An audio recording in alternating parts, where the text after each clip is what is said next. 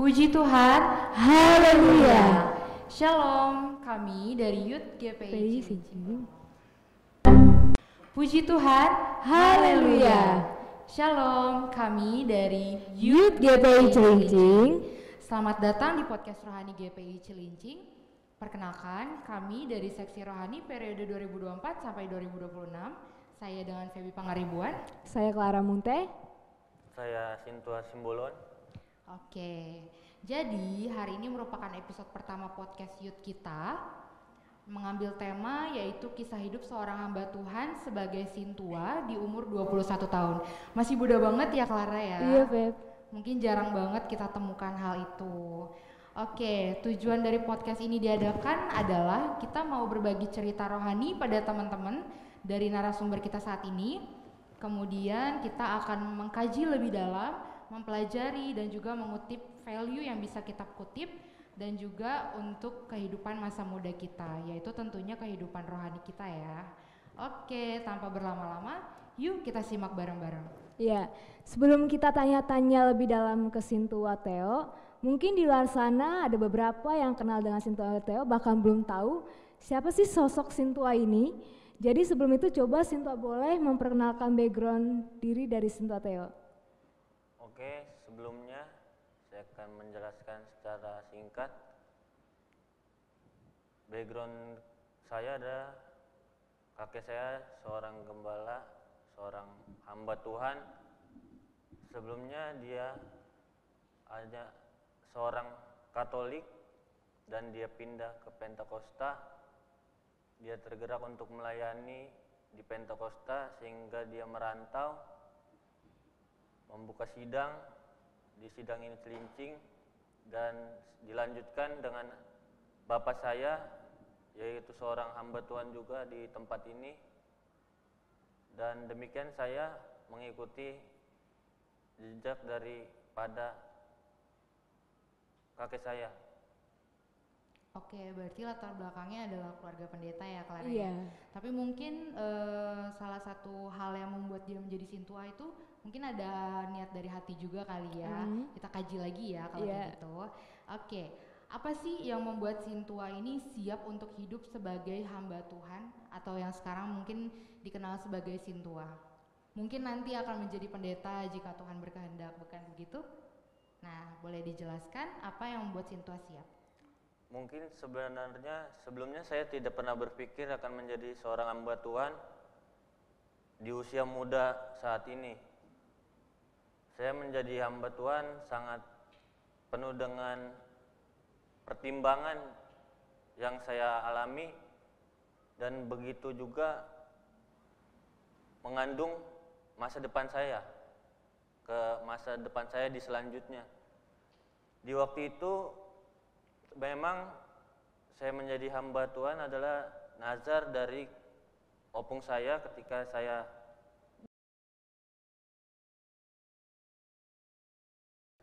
pas saya mungkin udah didiagnosa tidak bisa melanjutkan hidup. Saya diceritakan oleh kedua orang tua saya bahwa saya dinazarkan oleh kakek saya untuk menjadi hamba Tuhan. Dan waktu saat itu saya belum sulit untuk saya menerima untuk menjadi seorang hamba Tuhan di usia umur 21, dan di mana masa-masa muda saya masih ingin mencari pengalaman, mencari jati diri. Tetapi lambat laun saya berpikir bahwa emang saya biarpun saya menolak beberapa kali, pasti Tuhan memberikan ganjaran kepada saya. Kalau nggak sakit, kalau nggak dalam bentuk kecelakaan, dan dalam bentuk lainnya. Sehingga saya menerima, dan saya juga banyak belajar dari Yeremia. Nabi Yeremia juga dia tidak serta-merta dia menjadi mau ketika dia ditunjuk menjadi seorang hamba Tuhan, bahkan dia sempat mengeluh. Dia berkata dia tidak pintar berkata-kata. Seperti saya juga mengalami. Saya mulai termotivasi dari Nabi Yeremia bahwa awal jadi hamba Tuhan itu sangat sulit. bahkan di usia muda kita tahu circle kita orang-orang tua, orang-orang yang berpendidikan, orang-orang yang hebat. Bagaimana caranya kita bisa mengajar mereka melalui kebenaran firman Tuhan dan kita bisa menyesuaikan dalam apapun yang kita ucapkan dalam firman. Dan sehingga saya waktu tidak langsung saya jadi sintua. Di waktu itu tawaran hidup sangat menjanjikan ketika saya dikerja di rumah sakit, bahwa saya dijanjikan akan dikuliahkan dengan satu syarat, saya harus mengabdi di rumah sakit itu. Dan ketika waktu itu saya berbincang dengan orang tua saya punya rencana lain yang sudah dia gumulkan kepada Tuhan, sehingga saya bersekolah di asrama Malang, tepatnya di Batu Malang Beji, dalam naungan GPDI yang dulu ayah saya bersekolah di sana. Saya mengalami pendidikan selama 9 bulan, sungguh sangat berat dalam berpuasa, dalam penyesuaian di sana, tidak biasa saya alami, tapi saya tetap kuat mengalaminya sampai saya bisa selesai tanpa ada pengurangan poin dan pelanggaran yang saya lakukan di sana. Dan demikianlah saya bisa menjawab dari pertanyaan yang kedua. Oke. Kan tadi Sintua udah ngejelasin kesulitan dia dalam menempuh untuk menjadi hamba Tuhan untuk sampai titik ini. Mungkin apa sih yang menjadi kesulitan lebih spesifik ketika Sintua udah ditempatkan di sidang ini? Untuk kesulitan mungkin Menjadi hamba Tuhan baru. menjadi hamba Tuhan baru, Di mungkin tempat kita belum secara langsung diterima. Mungkin ada kritik bahwa ngapain kamu menjadi hamba Tuhan di masa muda? Apa kamu cuma sekedar main-main untuk menjadi dapat gelar? Saya tidak pernah berpikir seperti itu. Malah saya takut menjadi hamba Tuhan bahwa pertanggungjawaban saya sama Tuhan. Saya tidak pernah berpikir bahwa biar saya tahu namanya hamba itu budaknya Tuhan. Jadi buat apa kita gelar untuk menyombongkan diri? Dan saya membuka hati saya, dan apapun pelayanan itu saya lakukan. Mungkin ada rasa cemas, rasa tidak percaya diri, tetapi lambat laun jam terbang mulai mengasah saya untuk mengupgrade diri untuk lebih baik lagi. Oke, sungguh mulia banget ya Clara ya. Memang luar biasa banget Sintua kita. Oke, kita lanjut ke pertanyaan selanjutnya. Siapa sih orang-orang yang kira-kira sampai saat ini yang mensupport Sintua sebagai hamba Tuhan? Entah mungkin support sistem yang utama dan mungkin yang kesekiannya mungkin ada Sintua?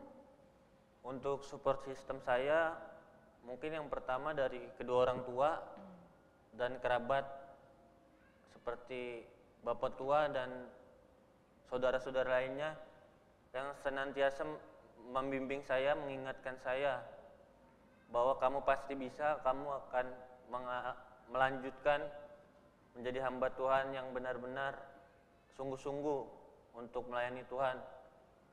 Walaupun kondisinya mengikut Tuhan dan mengiring Tuhan itu banyak tantangan, banyak problema, tetapi saya selalu diajarkan bahwa untuk kuat dalam segala bidang dan kondisi, baik dalam cacian, baik dalam hal-hal yang dapat melemahkan diri saya tetap kuat. Yang penting saya melakukan tanggung jawab saya sampai saya berakhir. Oke. Kan tadi Sintua bilang awal masuk jadi Sintua itu mungkin banyak cemooh atau kata-kata negatif dari beberapa orang bahkan jemaat.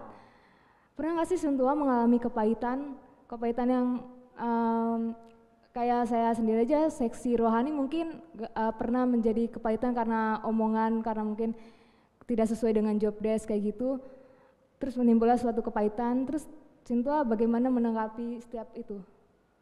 Saya seperti mana kita semua manusia pasti mempunyai akar pahit atau rasa kecewa atau tidak suka.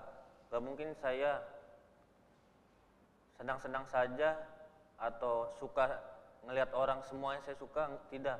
Saya pernah mengalami kepahitan juga, mungkin dalam bidang pelayanan, dalam hal apapun itu.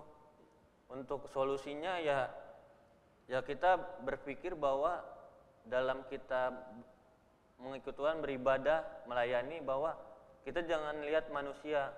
Kan kalau saya bilang, apapun yang kamu perbuatlah untuk Tuhan, bukan untuk manusia. Saya cuman terbuka, semakin dewasa rohani, apapun yang menjadi kritikan mereka, biarpun ada akar pahit atau apapun, saya tidak peduli. Bahwa saya udah mulai beranggapan saya hanya melayani Tuhan, tapi saya nggak mau melihat manusia. Sebab kalau kita melihat manusia, kita akan dikecewakan, kita dihianati mungkin bisa. Tetapi kalau tujuan kita melayani dia hanya untuk melayani Tuhan, bukan untuk melayani manusia, tetapi kita bisa kuat dalam segi pelayanan kita. Oke, aku ada pertanyaan lagi nih Sintua. Tadi kan menyanggupi dari menanggapi tadi pernyataan tentang kepahitan. Nah, bagaimana sih Sintua menanggapi orang-orang yang memberikan kepahitan tersebut kepada kita dalam mungkin berproses bertumbuh kita? Karena kan mungkin banyak dari penonton-penonton kita yang mungkin punya mengalami kepahitan baik di sekolah, di kuliah, di tempat kerja. Nah, mungkin dari Sintua ada ngasih solusi nih gimana nanggapin kepahitan, kemudian gimana caranya supaya kepahitan itu tuh nggak menjadi pengaruh ke mental anak-anak muda zaman sekarang. Kan kita lebih ke lebih menyadari nih tentang mental illness. Nah, bagaimana nih menurut Sintua tentang hal itu, tentang kepahitan mungkin yang supaya gimana biar nggak terganggu mentalnya kayak gitu. Silakan Sintua. Mungkin menurut pendapat saya, tergantung seseorang membawa dirinya.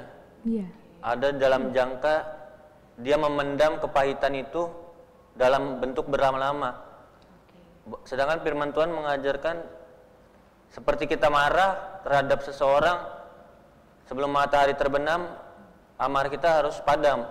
Kalau pengajaran firman Tuhan seperti itu tergantung kita mempunyai jiwa yang luas atau jiwa yang biarpun disakitin bukan peduli, kadang beda, tidak peduli, cuek, atau benar-benar dia tidak mau tahu gitu.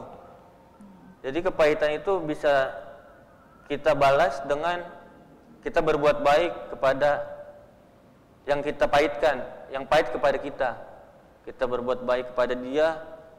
Mungkin saya pernah sekali-sekali saya dimusuhin sampai saya tanya, saya tidak dianggap. Tetapi di situ saya melapangkan diri untuk saya menanyakan kepada dia.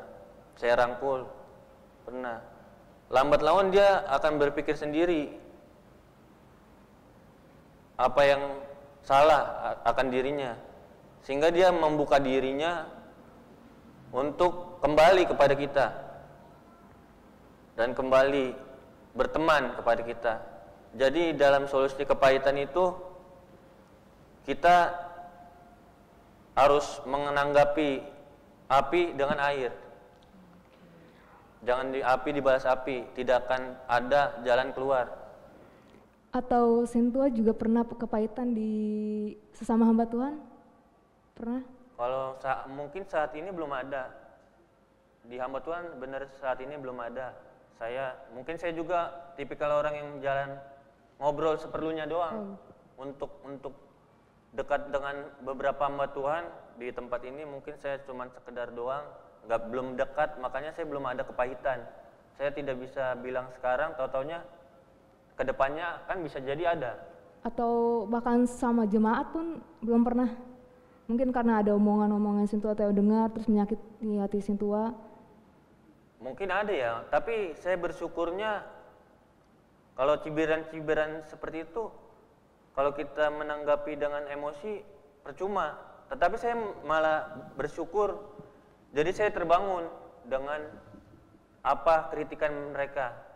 Contohnya dalam pelayanan musik dulu, saya dianggap mungkin beberapa ada omongan, buat apa beli alat itu. Tetapi saya memacu diri untuk mengembangkan bakat yang Tuhan taruh, sehingga saya bisa memperbaiki diri saya. Makanya kita harus menjadikan kritik menjadi motivasi. Tandanya dia sayang kepada kita. Mereka itu, orang-orang yang mengkritik itu, tandanya dia memperhatikan. Mungkin dari sisi yang salah dalam kritik. Tetapi kita, kalau kita mempunyai jiwa yang besar, kita akan membangun diri kita, menjadi memotivasi ketika kita mempunyai kesalahan. Oke, mungkin buat teman-teman yang belum tahu arti kepahitan itu, kita bantu jelasin aja ya, Raya. Kepahitan itu mungkin ada seperti yang udah dijelaskan Sintua Theo. Kayak misalnya nih orang memberikan kritik, tapi mungkin caranya salah, dengan cara mencemooh, dengan cara mempermalukan, tapi mungkin tujuannya baik, tapi mungkin caranya salah. Nah, orang yang dicemooh atau orang yang dikasih kritik dengan cara tidak baik ini, itu mengalami perasaan yang tidak baik dan bahkan mungkin menyimpan amarah yang luar biasa besar gitu, Sinto, betul ya? Nah, kemudian itu menjadi suatu pengalaman kepahitan. Nah, jadi kadang-kadang kayak seperti Sintua bilang tadi, kalau dari Alkitab dibilang kan katanya kita nggak boleh marah sampai matahari terbenam ya. Nah, mungkin orang-orang yang mengalami kepahitan ini adalah orang-orang yang mengalami amarah sampai bahkan mungkin lebih berhari-hari ya. Nah, itu jadi mungkin kepahitan itu mungkin salah satu solusinya adalah dengan cara memaafkan. Betul nggak sih, Sintua? Iya. Nah, Sintua sendiri pun memaafkan nggak sih orang-orang yang memberikan kepahitan kepada Sintua? Memaafkan. Oke, kita lanjut ke pertanyaan selanjutnya ya. Iya, Pep. Oke, Sintua tahu nggak sih tentang hamba Tuhan di luar sana seperti pendeta yang membunuh, pendeta yang memperkosa. Nah, apa sih tanggapan Sintua tentang hal tersebut? Untuk tanggapan mungkin saya menanggapi pendeta karena saya juga cuma hamba Tuhan kecil. Saya juga tidak habis pikir juga ya, apalagi dia mengetahui banyak firman, tapi tidak ada pengandalian dalam diri dia sehingga dia bisa membunuh, menganiaya. Yang saya bingung apa dia dikuasai atau dia diintimidasi oleh kuasa-kuasa yang kata Alkitab roh yang mengelilingi di udara. Saya tidak tahu. Tapi kan kita di sini diajarkan bahwa suatu saat ukuran yang kita pakai terhadap orang lain itu yang menjadi tolak ukur kita. Seperti pada firman bilang, janganlah kamu menghakimi, janganlah kamu berbuat yang tidak baik. Mungkin dalam pembawaan diri dia belum benar-benar.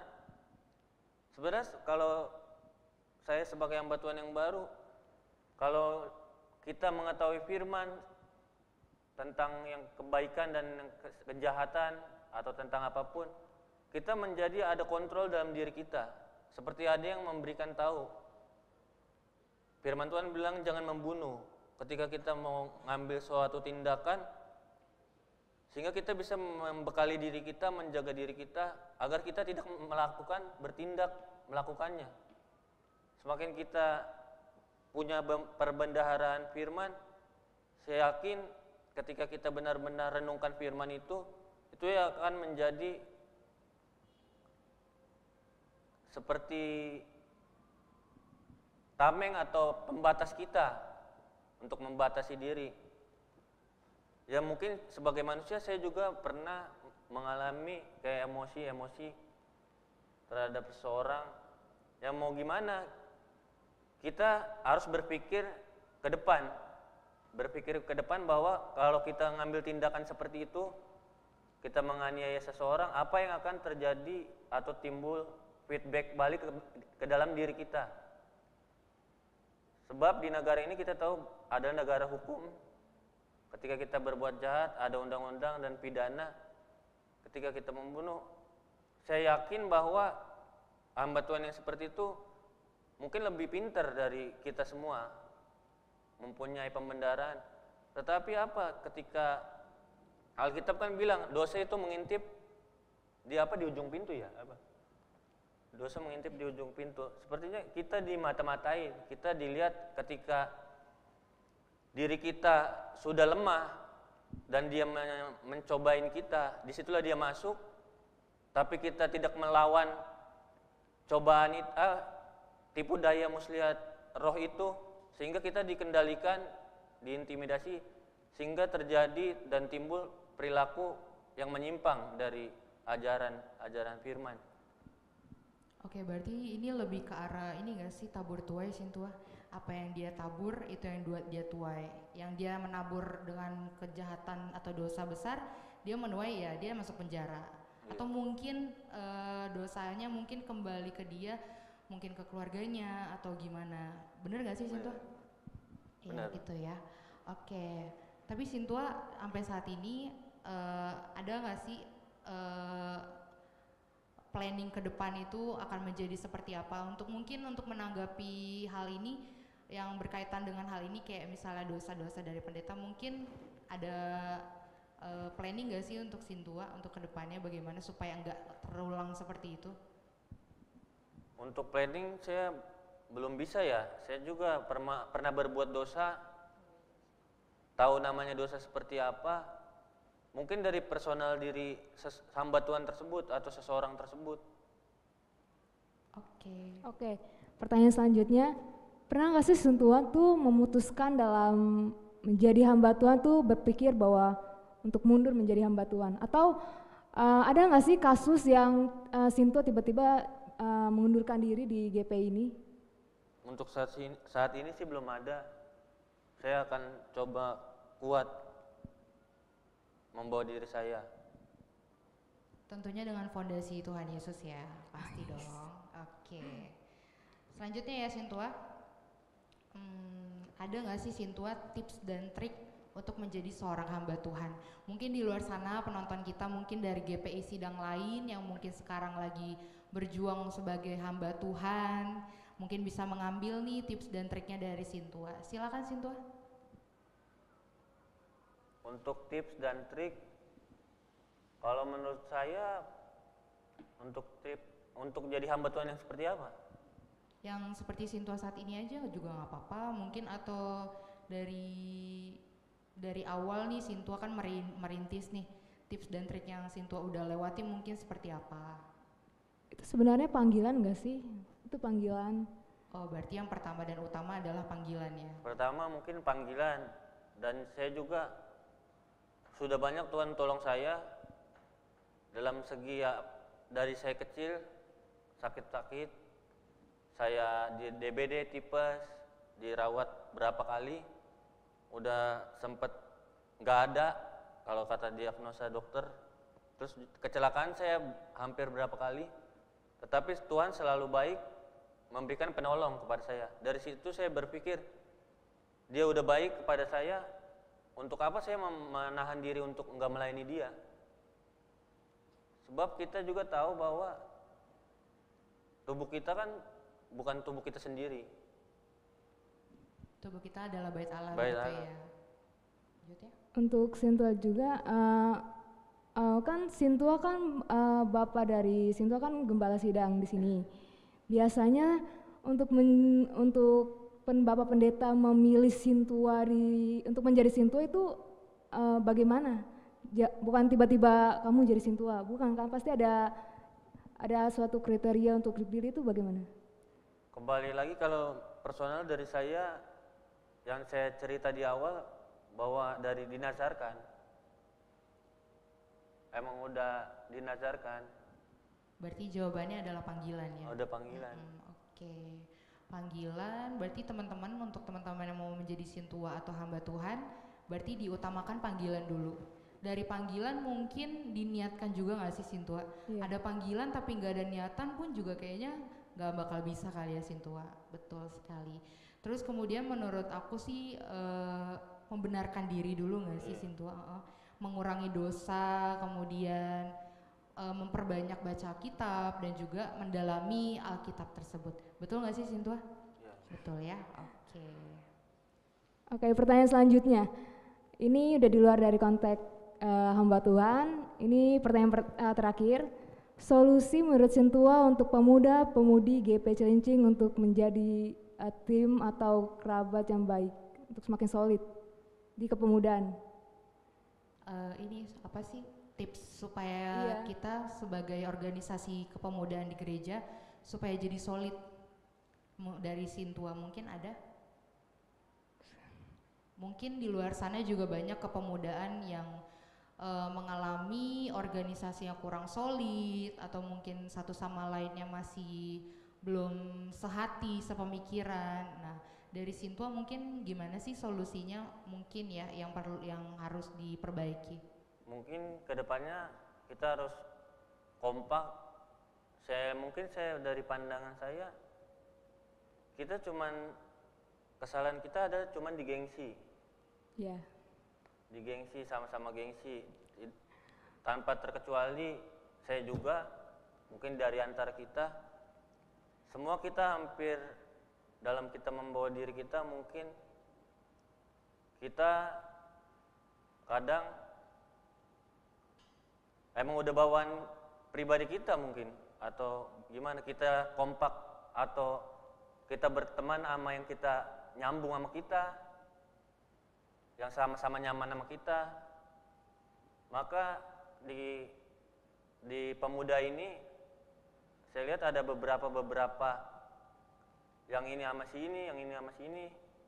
Emang sangat sulit untuk disatukan, bahwa kalau nggak dari diri kita sendiri mencoba berbaur dan sama-sama mempunyai tujuan di tempat ini, sama-sama, bukan setengah-setengah tapi benar-benar total. Dan kita juga mungkin berapa kali saya lihat sama-sama bingung juga mungkin ya. Kita yang biasanya jarang, kita mau, kadang seperti saya pribadi, saya bingung, saya mau asik kepada semua orang, tetapi saya bingung apa topik yang saya mau ucapkan, bagaimana caranya untuk bisa dekat. Sempat berapa kali saya mencoba untuk menjadi pribadi yang bercanda terhadap sesama, tetapi mungkin kadang beberapa respon berbeda-beda, pandangannya beda-beda, tetapi saya memaklumkan hal itu. Memang dari personal diri kita masing-masing.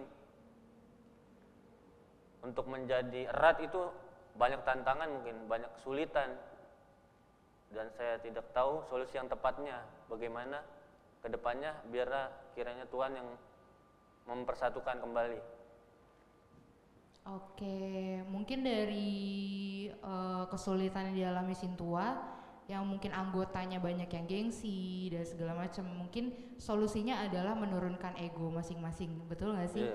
Ya kan, menurunkan ego, menurunkan gengsi. Kemudian untuk gap kayak misalnya berkubu-kubu gitu, harusnya sih membaur ya. Berarti balik lagi ke diri masing-masing, gimana mau niatnya dirinya sendiri tuh mau berbaur atau enggak, atau misalnya mau itu aja temennya gitu nggak sih? Iya, kembali lagi ke sama-sama nyaman sih. Saya lihat dia nyaman sama ini, itu terus nyaman. Ntar yang pihak ini nyaman sama ini, kayak cocok ngobrolnya, udah semakin cocok gitu. Iya, tapi yang nggak cocok malah diabaikan gitu aja ya. Harusnya sih memang legowo sama sesama, menerima kekurangan orang, walaupun kita nggak suka sama dia dalam segi kekurangan apa gitu. Kita harusnya tuh menerima apa adanya, karena kita kan satu organisasi. Bukan begitu ya nggak sih Sintua? Iya. Gitu ya kan? Oke, sekian dari kita. Ada lagi Clara yang ditanyakan? Udah cukup. Saya berterima kasih. You will need to follow my voice as it leads you into a relaxed state of meditation. Oke, udah cukup podcast pada hari ini. Sebelumnya saya mau ucapin terima kasih kepada Sintua telah bersedia hadir untuk sharing kepada teman-teman pemirsa di rumah. Semoga apa yang dibagikan hari ini bisa menambah suatu nilai kehidupan, bahkan wawasan di dalam lingkup hamba Tuhan yang mungkin kita tidak ketahui, tapi pada saat ini teman-teman melihat, bahkan mendengar, kita boleh lihat lingkup-selingkup kehidupan hamba Tuhan versi dari Sintua Theo. Pembelajaran yang baru menjadi semangat dari teman-teman yang mendengarkan. Saya Clara. Saya Feby. Mengucapkan terima kasih untuk teman-teman semua, dan kita akan ketemu lagi di episode podcast Youth berikutnya di Narasumber. Jadi persiapkan diri teman-teman Youth GPI terutama untuk menjadi narasumber berikutnya. Oh iya teman-teman, jangan lupa untuk komen-komen ya, mungkin ada kritik dan saran yang perlu diberikan. Kemudian juga kalau misalnya ada yang mau ditanya nih tentang Sintua Theo, entah mungkin ada yang pengen tahu nih tentang segala sesuatu tentang Sintua Theo, boleh banget komen di bawah. Ya nggak sih Clara? Ya, jangan lupa follow Instagram juga. Follow Instagram juga. Instagram kita apa sih, Ra? GPI Cilincing. Oke, Instagram kita di Youth GPI Cilincing ya teman-teman. Nah, kemudian nanti kita akan memberikan jadwal untuk kegiatan streaming kita nanti dari gereja GPI Cilincing melalui Facebook GPI Cilincing juga.